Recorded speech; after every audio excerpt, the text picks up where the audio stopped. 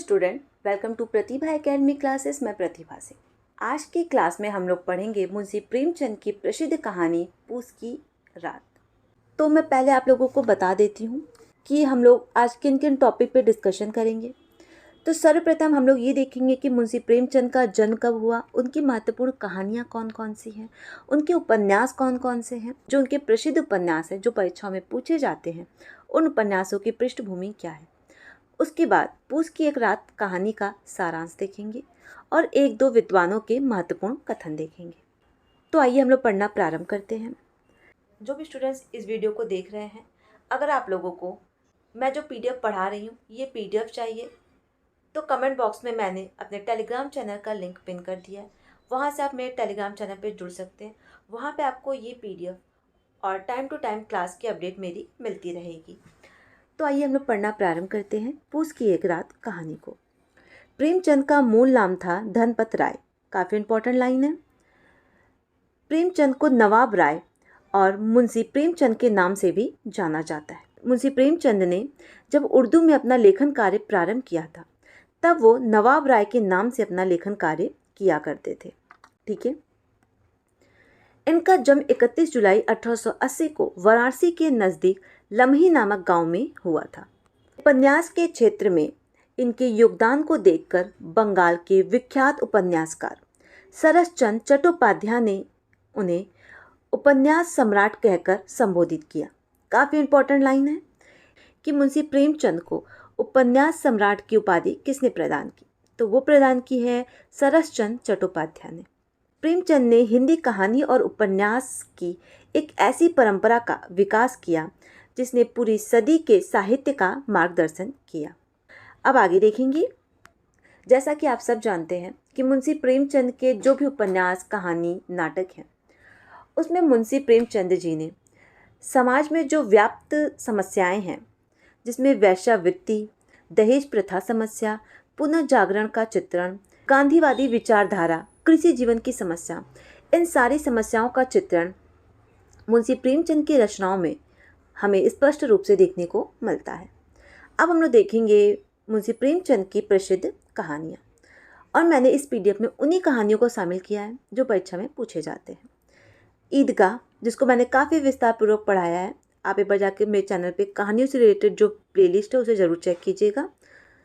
जुलूस, दो बैलों की कथा, रामलीला, बड़े भाई साहब, नशा, आत्मा राम, प्रेरणा, सवा सेर गेहूँ, गुल्ली डंडा, लॉटरी, शतरंज के खिलाड़ी, ये सारी इनकी प्रसिद्ध कहानियाँ हैं जो परीक्षाओं में पूछी जाती हैं। अब हम लोग देखेंगे मुंशी प्रेमचंद के प्रसिद्ध उपन्यास। जो भी स्टूडेंट्स इस वीडियो को देख रहे हैं, आप पेन और कॉपी साथ लेकर बैठे, क्योंकि बहुत सारे तथ्यों को मैं इस पीडीएफ में शामिल नहीं कर पाती हूँ, तो वो मैं अलग से आप लोगों को बताती हुई चलूँगी। सेवा सदन 1918 ईस्वी। अब सेवा सदन उपन्यास की पृष्ठभूमि क्या है, परीक्षा में पूछा जाता है। तो सेवा सदन उपन्यास में मुंशी प्रेमचंद जी ने वैश्या समस्या और दहेज प्रथा की समस्या का चित्रण किया है। प्रेमाश्रम 1922 ईस्वी। रंगभूमि 1925 ईस्वी। रंगभूमि उपन्यास में त्याग, प्रेम एवं बलिदान का आदर्श व गांधीवादी विचारधारा का चित्रण हमें देखने को मिलता है। निर्मला उपन्यास 1925 ईस्वी में लिखा गया था, और निर्मला उपन्यास में दहेज प्रथा, अनमेल विवाह की समस्या का चित्रण हमें देखने को मिलता है।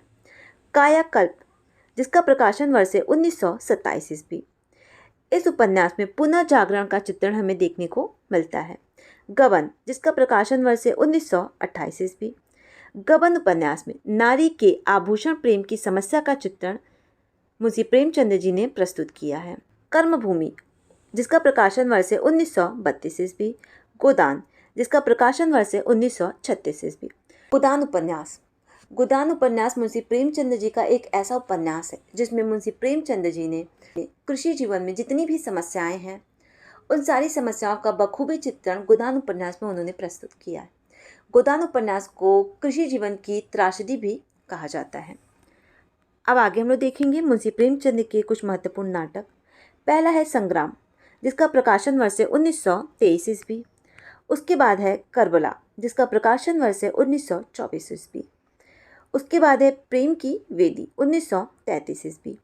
इनकी कहानियों और उपन्यास ने इतनी ऊंचाई प्राप्त कर ली थी कि नाटक के क्षेत्र में प्रेमचंद को कोई खास सफलता प्राप्त नहीं हुई।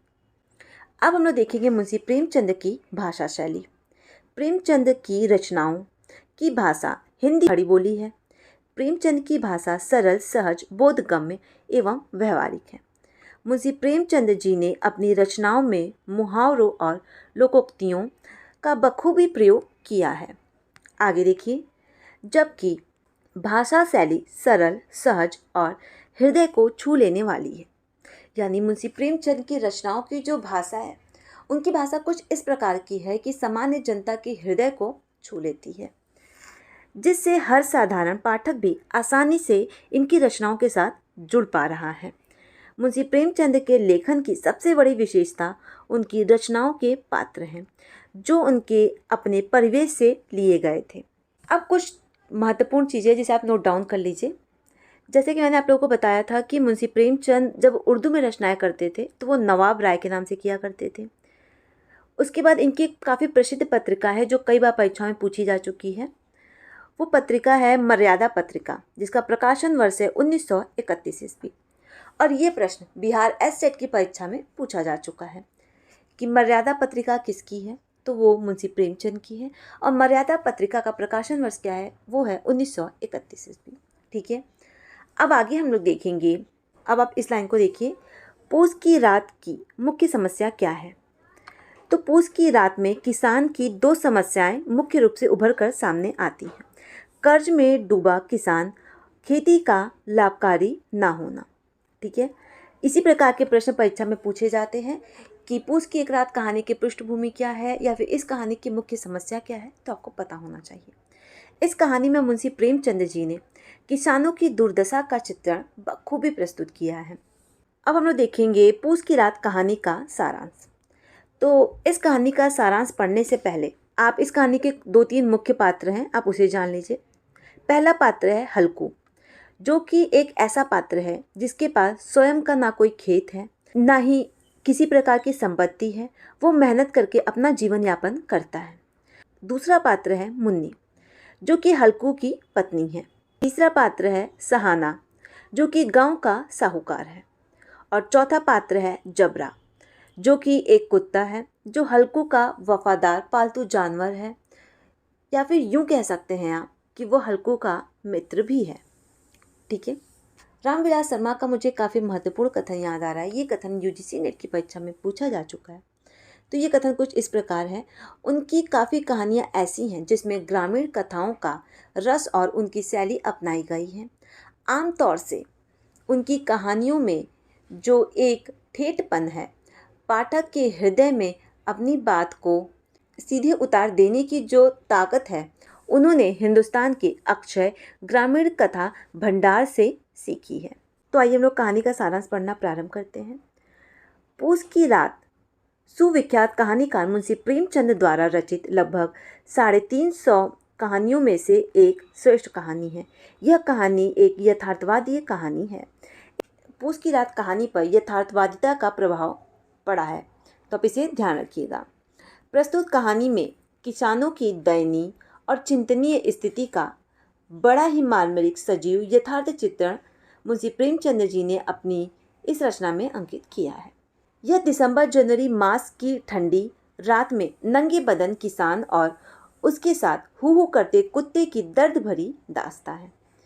यह कहानी यथार्थवाद की प्रकाष्ठा है, जो कि पाठकों के रोंगटे खड़े कर देती है और उन्हें झकझोर कर सोचने पर मजबूर कर देती है। अब आप इस कहानी को देखिए। कहानी का नायक हल्कू एक गरीब किसान है।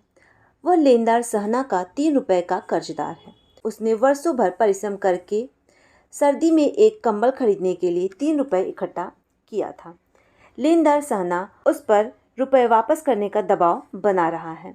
वह तंग आकर उन रुपयों को लेनदार को देना चाहता है, परंतु उसकी पत्नी मुन्नी यह रुपए देने से मना करती है, परंतु वह उन तीनों रुपयों को लेनदार सहना को दे देता है। अब यहाँ यह प्रश्न उठता है कि सर्दी के लिए कंबल कहाँ से आएगा। पूस की ठंडी रात में खेत के आवारे पशुओं से रखवाली कैसे संभव हो सकेगी।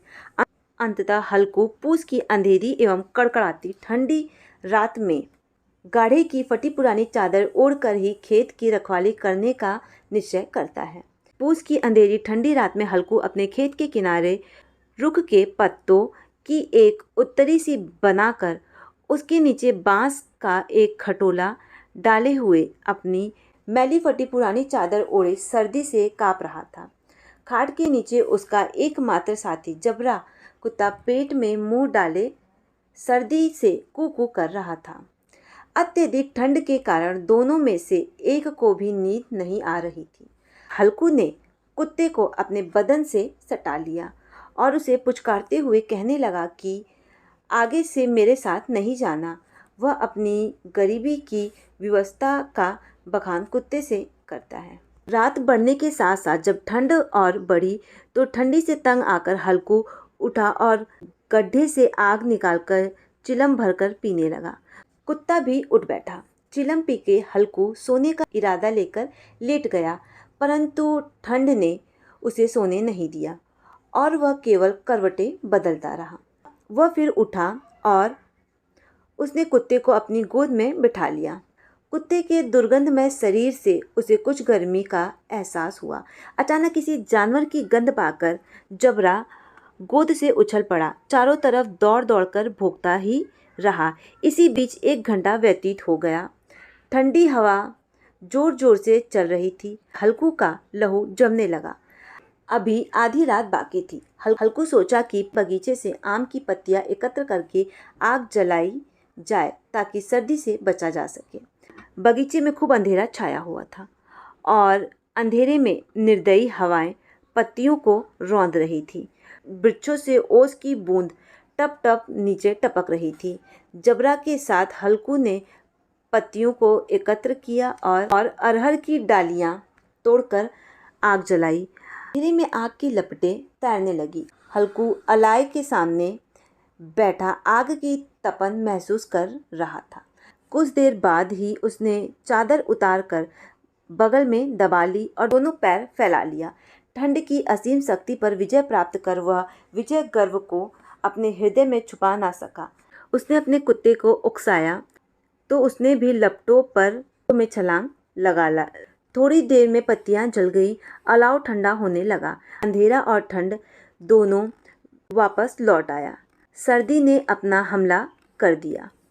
मजबूर होकर हल्कू ने फिर से चादर ओढ़ ली और वहीं राख के पास बैठकर कोई गीत गुनगुनाने लगा। बढ़ती सर्दी ने उसके शरीर को फिर शिथिल कर दिया। अचानक जबरा भौंकता हुआ खेत की तरफ भागा। ऐसा लगा जैसे आवारा पशुओं का एक झुंड खेत को चर रहा हो। पशुओं के पैरों तथा चरने की आवाज़ भी आने लगी, परंतु सर्दी के कारण हल्कू अपनी जगह से नहीं उठ सका। उसने सोचा कि जबरे के रहते हुए पशु खेत पर नहीं आ सकते। फिर उसने साहस किया और उठकर खेत की तरफ जाने लगा, परंतु तेज ठंडी हवा से डरकर हल्कू वापस गर्म राख के पास बैठकर बदन गरमाने लगा। जबरा पूरी जोर से भौंक रहा था और हल्कू वही राख के ढेर के पास चादर ओढ़कर सो गया। सुबह सूर्य की गर्मी पाकर उसकी आंख खुलती तो उसकी पत्नी मुन्नी कह रही थी कि क्या आज सोते ही रहोगे? उधर सारा खेत चौपट हो गया। काफ़ी इंपॉर्टेंट लाइन है। हल्कू ने दर्द का बहाना बनाते हुए पत्नी को शांत किया। फिर पशुओं द्वारा उजाड़े खेत की ओर देखकर हल्कू ने कहा, कम से कम अब रात की ठंडी हवा में यहाँ सोना तो ना पड़ेगा। तो इस प्रकार हम लोगों ने पूस की रात कहानी को काफ़ी अच्छे से पढ़ लिया है। जितने भी महत्वपूर्ण तथ्य थे वो सब मैंने आप लोगों को काफ़ी अच्छे से बता दिया है। ये कहानी बिहार शिक्षक भर्ती पीजीटी के पाठ्यक्रम में और आरपीएससी सेकेंड ग्रेड के पाठ्यक्रम में शामिल है। इसी बात को ध्यान में रखकर मैंने इस कहानी को आप लोगों को पढ़ाया है। और इसी प्रकार हम लोग बिहार शिक्षक भर्ती के पाठ्यक्रम में जितनी भी कहानियाँ शामिल हैं उन सारी कहानियों को काफ़ी कम समय में जल्द से जल्द कवर करेंगे। और ये वीडियो आप लोगों को कैसा लगा अपनी प्रतिक्रिया ज़रूर दीजिएगा। और जो भी स्टूडेंट्स इस वीडियो को देख रहे हैं, अगर आप लोगों को इस वीडियो का पीडीएफ चाहिए तो कमेंट बॉक्स में मैंने अपने टेलीग्राम चैनल का लिंक पिन कर दिया है। वहाँ से आप मेरे टेलीग्राम चैनल पर जुड़ सकते हैं। वहाँ पे आपको ये पीडीएफ और टाइम टू टाइम क्लास की अपडेट मिलती रहेगी। और अगर आप लोगों को ये क्लास पसंद आती है तो इस क्लास को अपने दोस्तों के साथ शेयर करना और चैनल को सब्सक्राइब करना ना भूलें। Thank you.